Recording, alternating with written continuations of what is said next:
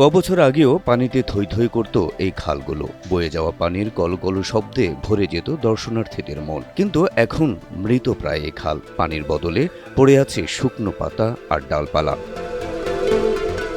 বন্যপ্রাণীর নিরাপদ আবাসস্থল লাউয়াছড়া জাতীয় উদ্যানের প্রাকৃতিক ছড়াগুলো শুকিয়ে যাওয়ায় এই পরিণতি।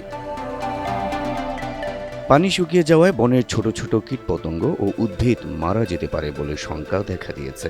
বন্যপ্রাণীগুলোকে বাঁচিয়ে রাখার স্বার্থে এখানে কৃত্রিমভাবে পানির ব্যবস্থা করার দাবি স্থানীয়দের। ৫-৭ বছর আগেও এই ছড়াতে পানি ছিল, কিন্তু এখন জলবায়ু পরিবর্তন কারণে যেহেতু পানি শূন্যতা দেখা দিয়েছে, তো এখানকার যারা এই বনের দায়িত্বরত আছেন লাউয়াছড়া জাতীয় উদ্যানের, কেননা যেহেতু প্রতিদিনই দর্শনার্থী আসছে এবং মোটা অঙ্কের একটা রাজস্ব এখান থেকে নেওয়া হচ্ছে, দর্শনার্থীরা এখানে দিয়ে এখানে প্রবেশ করতেছে না এটা উপভোগ করার জন্য। আমার মনে হয় এই টাকাটা প্রপার খাতে ইউটিলাইজ করা উচিত, ব্যবহার করা উচিত।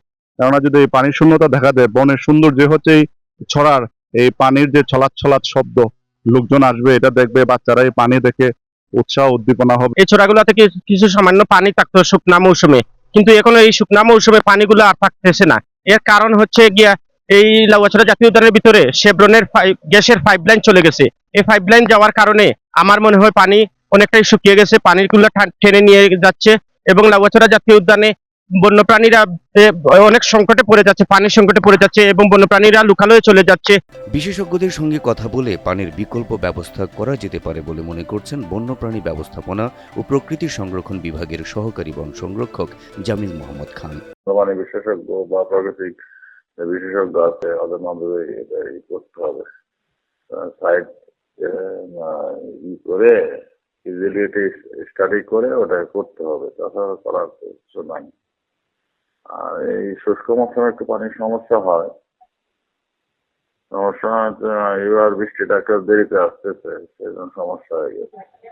এছাড়া বনের দখল হওয়া ভূমি দখল, লাউয়াছড়া স্টুডেন্ট ডরমিটরির পাশে থাকা দুটি লেক পুনরায় খনন এবং বিশেষজ্ঞদের পরামর্শে বিকল্প পানির ব্যবস্থা করলে জাতীয় উদ্যানটি আবারও বন্যপ্রাণীর নিরাপদ আবাসস্থল হিসেবে পূর্ণতা পাবে বলে মনে করছেন পরিবেশবিদেরা।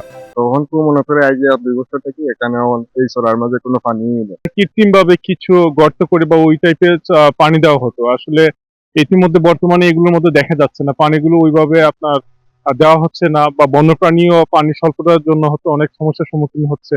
প্রাকৃতিক এই বনে রয়েছে ১৬৭ প্রজাতির উদ্ভিদ, ২৪৬ প্রজাতির পাখি, ২০ প্রজাতির স্তন্যপায়ী প্রাণী, ৫৯ প্রজাতির সরীসৃপ, ২ প্রজাতির কচ্ছপ, ২২ প্রজাতির উভচর সহ অসংখ্য বিরল ও বিপন্ন প্রজাতির বন্যপ্রাণী।